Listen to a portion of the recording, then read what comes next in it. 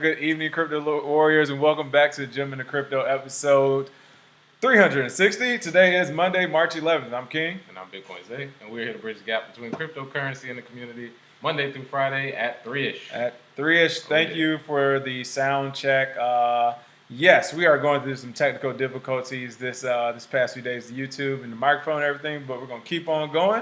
What's going on, Madam Crypto, Donald Muhammad, Antonio, Tommy Brown, Fred Kamen, Tony Nolly, everybody, hello. Everybody on Facebook, shout out Kevin to Hodges. Make sure you smash that like and share button, people.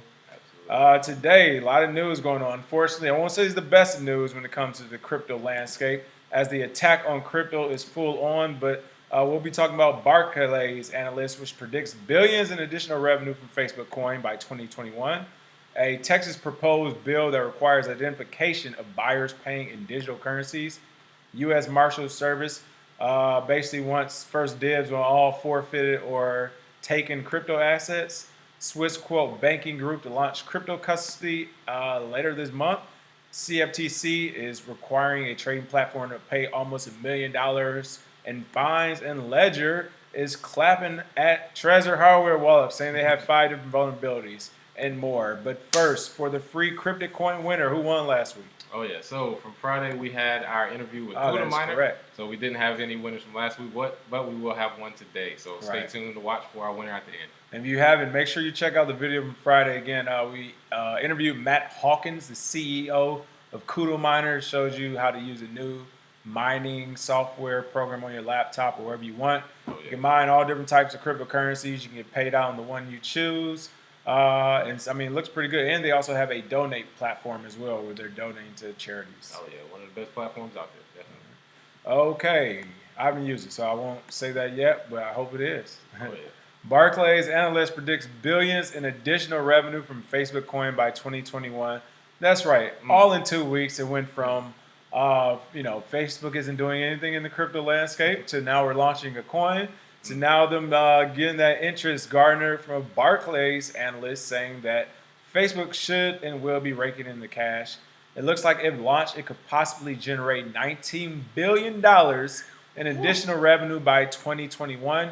None other than CNBC reporting that. I mean, hilarious. The fact that we're reporting about a Facebook coin making money and Barclays co-signing it, and then it's all being reported on CNBC. Not surprising. Oh, man. You got to love this space.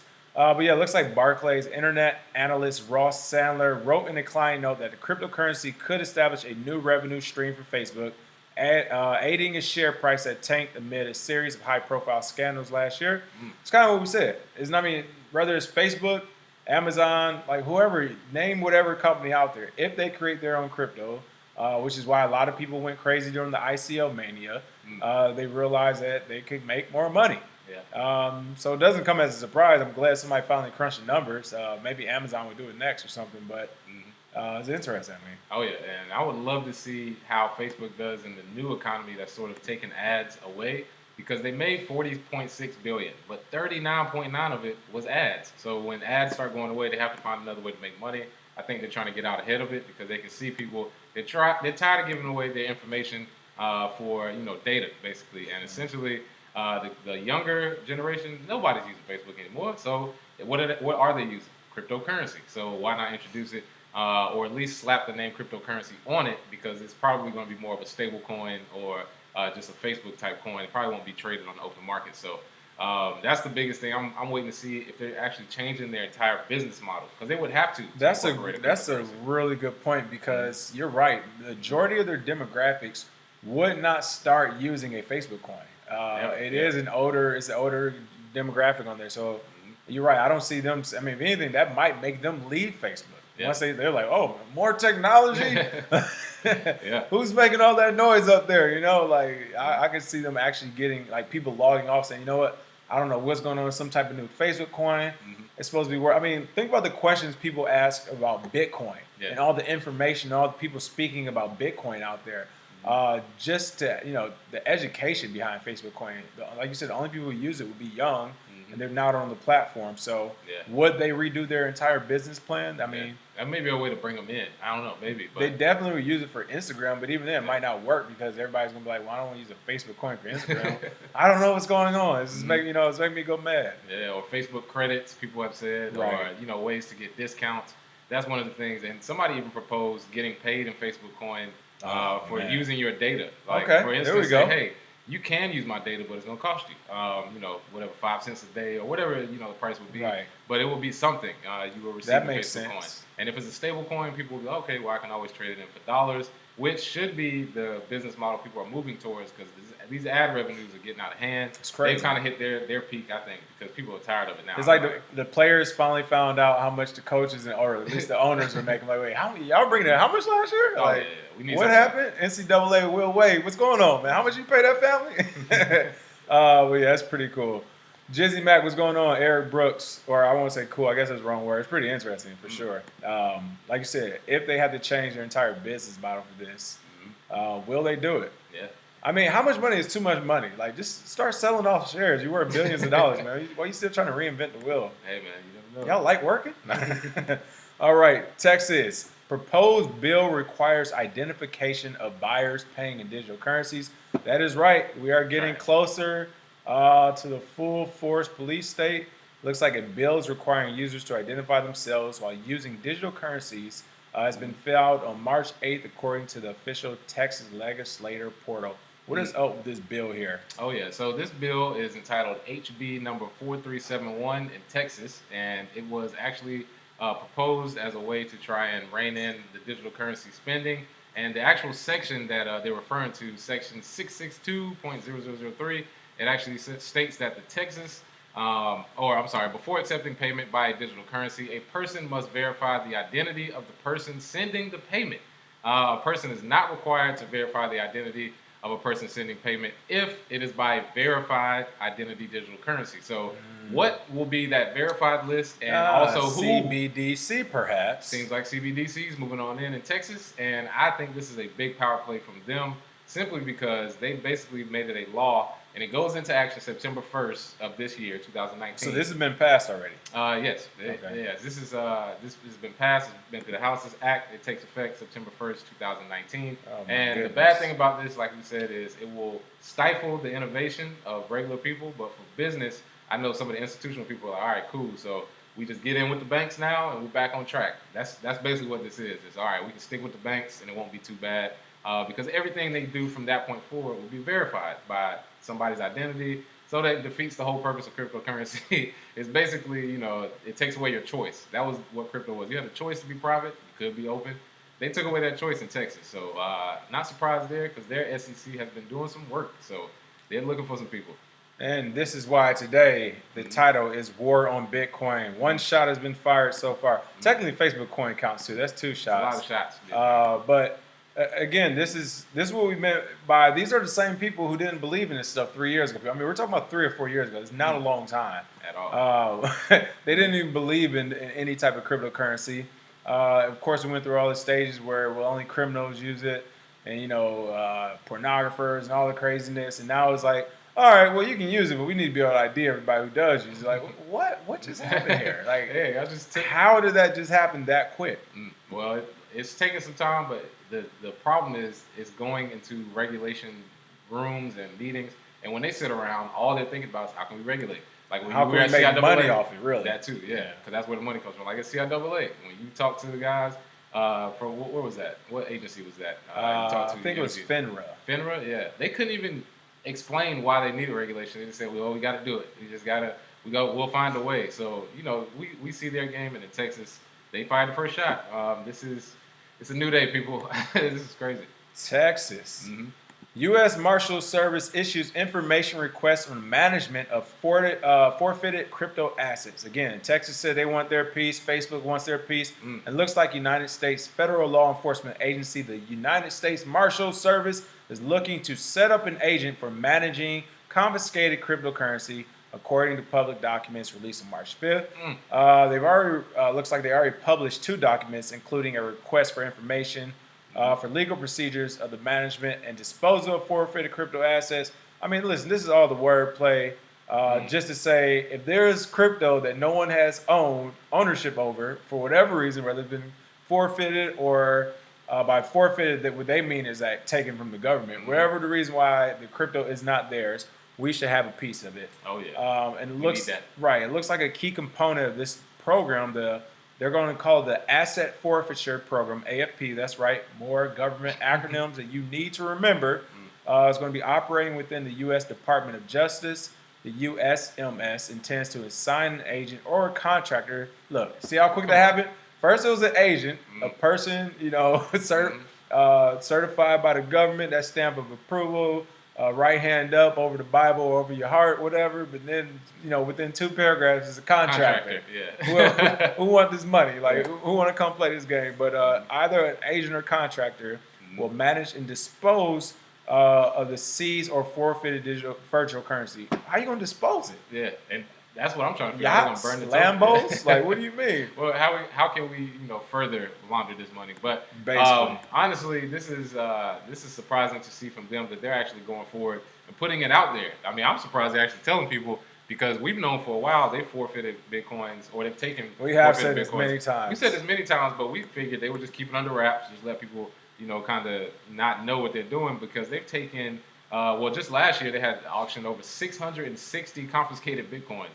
And you had to deposit $200,000 just to take part in the general selling of these bitcoins. So they've had this on hand. They have somebody to do the accounting, but we don't know how much Bitcoin Cash, I've always said Bitcoin Gold, how many forks it's been through, and also whether that money has moved from one wallet to another. Which wallet is theirs? Do they have a public key that we can look at so we can actually see? Because they say it's going to be transparent and it's going to go through the audit compliance. But who's auditing? That's what we always have to, figure out. And U.S. Marshals, in my opinion, they're confiscating it, taking it the same way they do civil forfeitures. If you've ever heard about civil forfeitures, billions of dollars a year is taken from people just because they don't know whose it is. They take it, we don't know what happens to it. So I don't think Bitcoin will be any different, and this isn't really bad news. This is a tough day for Bitcoin. Right? The attack is full force. I mean, look, you got a private company. So far, we have a government agency, and who was the one we did right before this as well? Oh yeah, Texas. You got a state. You got a private company, and you have a federal agency. Wow. Okay, let's see what happens next. CFTC requires trading platform to pay $990,000 for illegal Bitcoin-related transactions. Man, the war continues. Wow. They are stomping on Bitcoin. It is going down this week. It's already down. Stop jumping them. Listen, they were like, it's been a down market, but that's not going to... Look, what's the... I forgot the movie where I believe it was Robert De Niro and a few other people. But it was like one of those old mafia movies. They was like, can't pay rent, so what? Like, burn the place down. Like, we're gonna get our money regardless of what your business is doing. And that is what the government and these private companies look like they're doing to Bitcoin and cryptocurrency right now. The United States Commodity Futures Trading Commission, CFTC, has announced Monday, March 11th, that international securities dealer OnePool Ltd. and its CEO Patrick Brunner must pay a total of $990,000 for illicit Bitcoin transactions with United States customers. Wow. First, if you just isolate that, when you're just talking about he has to pay basically $1 million for doing illicit transactions with U.S. customers, what if every country in the world said the same thing? Yeah, I mean, let's put it in that perspective where, like, since when does the U.S. government just say, oh, you owe us money since you did it with our people? With our people, yeah. Like, hold on. Maybe I like OnePool.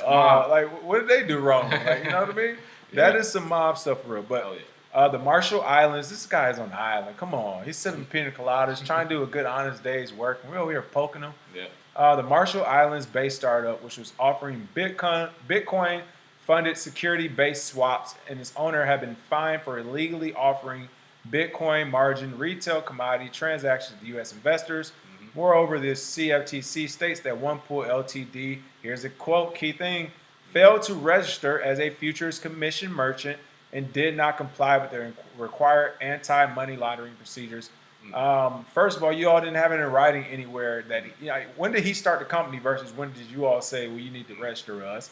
And then we already went through it with the NFA. The National Futures Association was basically telling people that you could do this and you didn't need to register. So these are 2 U.S. federal agencies telling people different things, and we know this for a fact. This is not, maybe, or we heard this.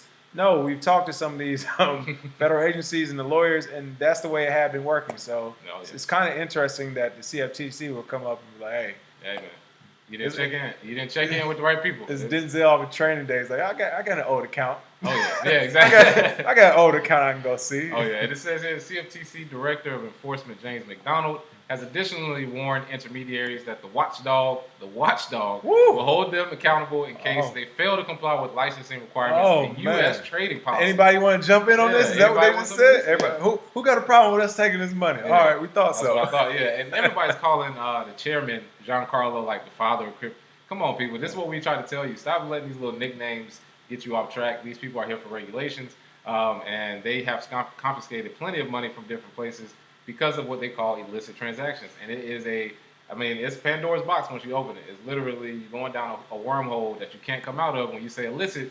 You can just start saying that something is illicit. Yeah, illicit. That's illicit. Yeah, like once they just start naming stuff as illicit, it's over from there. So hate to see that, but one pool.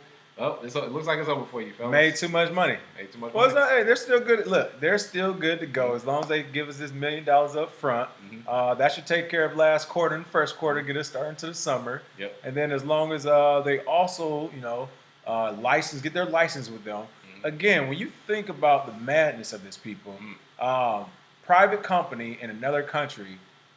So this is what they're saying. This is what some countries operate too. For every country, you need a license with them and their government. Man, that's I need to. What happens right now? Russia says you paying them $1 million. You need to pay us $1 million. For our citizens, China, you need to pay us $1 million. Somebody else, you need to pay us $1 million. Man, nobody's gonna be able to stay in business. This is the time when you see private companies aligning with governments and countries. They're like, hey, I need to borrow your military for a minute. Somebody's shaking me down over here for $990,000. Yeah. Because I tell you now, this is happening to him because he's in the Marshall Islands. Mm-hmm. If he was in China, if he was in Russia. Or some of these other countries as such, it'd be a lot tougher. This wouldn't even be a story right now. Oh, he would just say no. Mm-hmm. Like, that's the end of it. Yeah, but they came and yoked him up and was like, yep, sorry about that, bro. Crazy. Let's go to some of these comments. Hold on, got some good comments coming in. What's going on? Top Networkers Group, Ryan Cooper said, I wonder when Robinhood will start accepting crypto for deposits. Oh, yeah. Should be soon. Kevin Hodges says, same way DEA uses it. No record or follow-up. Exactly. Did anybody, Up South Studio said, did anybody see the commercial from the U.S. Money Reserve? They're selling gold for Bitcoin. I didn't. Did you see that? What? No. We're about to pull it up right now. U.S. Money Reserve selling gold for Bitcoin. All right, we'll pull it up. What are the good comments? I saw some good ones come in. And Amon Unlimited Cryptocurrency said, glad you two are out here. We need more of this for our community for sure. Thanks for watching. Yeah. Government seizure as an SCI is pretty funny. Oh yeah, yeah. I didn't see that, but if they are actually selling gold right now for Bitcoin, that is ridiculous. Because they were literally just trying to ban it, and we've been here to see it all. Man. Right, top to bottom. Let's see. I can't see the money. Oh wow, okay. These are some old articles. I'm not sure if you're talking about the updated commercial. I'm seeing some old ones, but. We'll check it out, see if we can find the other one as well. Oh, yeah. Next up, Swissquote banking group to launch crypto custody in late March. Now, while this isn't technically a battle on or war on Bitcoin here, or cryptocurrency, it is a war on your intelligence. Oh yeah. The long short, or the short long of this story, however you want to say it, is that a service is saying that we can be a cryptocurrency bank.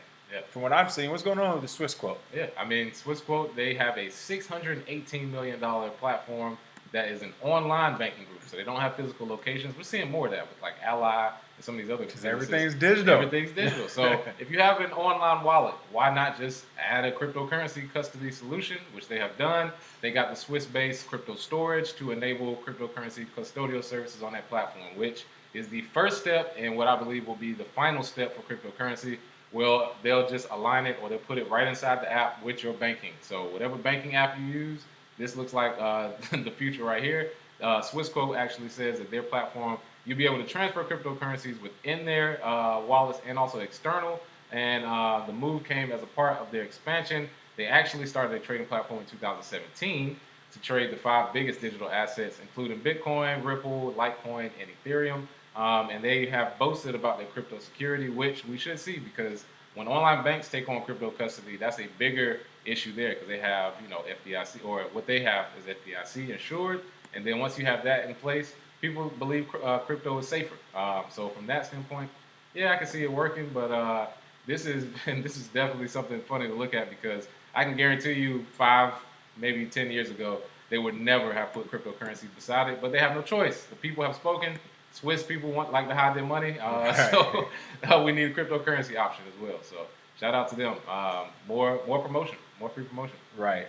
Again, this is crazy. It's like, yeah, I mean, they're really, when you see these private banks and companies, whatever, who are going to make these custody solutions, they're going to have these amazing interfaces for people, and people are going to say, this is the easy way to do cryptocurrency. We can do it now. Let them hold on to it. They're open 24/7 where I can just transfer money into my account, and everything is going to be great until one of these banking companies or conglomerates amass $1 trillion in crypto, and then they just say we got hacked and game's over, bye. Yeah. And then everybody's like, well, can we sue them? Can we regulate them? Can we do this? Can we do that? And it was like, you could have just kept it on your own laptop or phone or on a piece of paper. Amen. But you gave it to people like Swissquote, and they finessed you. Yeah. It happens. And I mean, they really have to deal with the security side because if it's not your private keys, not your Bitcoin. So if they're going to hold the private keys, they're going to hold it. If we see a confiscation story in Switzerland, just know, yeah, that's a no-go, people, because they can take it as easily as it can get stolen. So just because it's physically secure doesn't mean much if it can get stolen online as well, and vice versa. I love this "Born to Save" hat the Piglet is wearing. It should say "Born to Finesse" because that's what banks are great at doing. There we go, Edwin IT. Hey, listen, clap. That is the comment of the day, and it's gone. Yeah. There it is. Look, that is how it works, isn't it, folks? It is crazy. It is absolutely crazy. I just heard something come in. I'm not sure we saw it. I'm not sure if that was a subscription or a tip that came in, but thank you. Whoever just did it, I just heard it click. Yeah, I heard it go off. I didn't see it. I didn't get a chance to take a peek, though.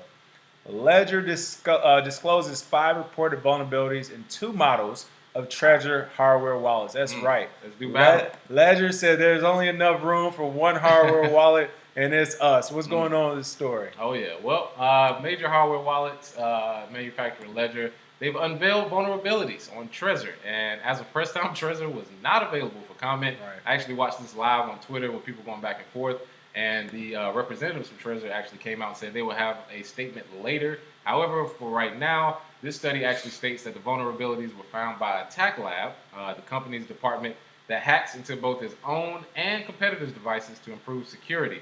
So they have a team on hand that does it so that they can actually keep it as safe as possible. Ledger claims it has repeatedly addressed Trezor about weaknesses in their Trezor 1 and Trezor T wallets and has decided to make them public after the responsible disclosure period ended. So I want people to take note here in the crypto world. They're actually trying to help them build a better product. Like, hey, man, if we are going to be in competition, we have to have something reliable because if it starts getting stolen from Trezor, your company is done. It only takes one time for that to be taken from Trezor and their company's over. They're actually trying to help them out. I mean, they tried, but Trezor didn't want to do anything. So they actually put it out, the 5 vulnerabilities.